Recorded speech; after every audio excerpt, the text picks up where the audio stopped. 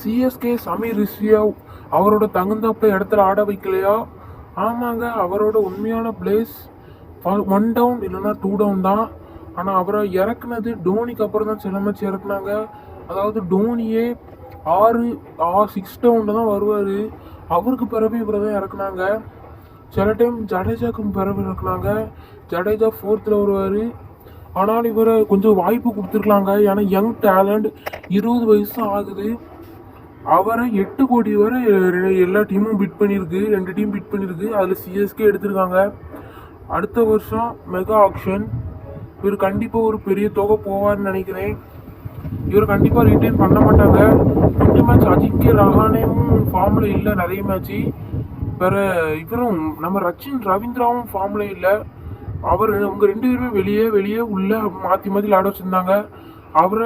அவங்க வெளியே வச்ச நாளில் இவரை கொஞ்சம் மேலே அனுப்பியிருந்தா கொஞ்சம் நல்லா இருந்திருக்குமோ. ஏன்னா யங் டேலண்ட், நம்ம சிஎஸ்கேல எக்ஸ்பீரியன்ஸ் தான் விளையாட வைப்பாங்க. ஆனால் இவரை விளையாட வச்சுருந்தாங்க ஃபஸ்ட்டு மேட்ச்லேருந்தே. அப்போ இவரோட தகுதி எவ்வளோ இருக்குன்னு யோசிச்சு பாருங்கள். இவர் சில மேட்ச்சில் நல்லா அடித்தார். அதாவது ஃபஸ்ட்டு மேட்ச்சில் வந்தோடனே ரஷீன் கானை டேக் ஆன் பண்ணார். ஃபஸ்ட்டு மேட்ச் 6 பால் 14 ரன் அடித்தார். அதுக்கப்புறம் அவரோட இன்னிங்ஸில் கொஞ்சம் சர்க்கிள் இருந்து, அதாவது சில மேட்ச் ரொம்ப பால் வேஸ்ட் பண்ணிட்டு அடிக்காரு. சில மேட்ச் அவுட் ஆயிருந்தாது உடனே. அதில் கொஞ்சம் ப்ராப்ளம் இருந்துச்சு.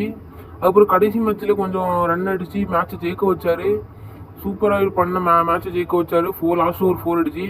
அப்புறம் நம்ம ஃப்ளெமிங் அவர் நெட்ஸில் ஆட பார்த்து இவருக்கு ஒரு குட் ஃப்யூச்சர் இருக்குன்னு சொல்லியிருக்காருங்க.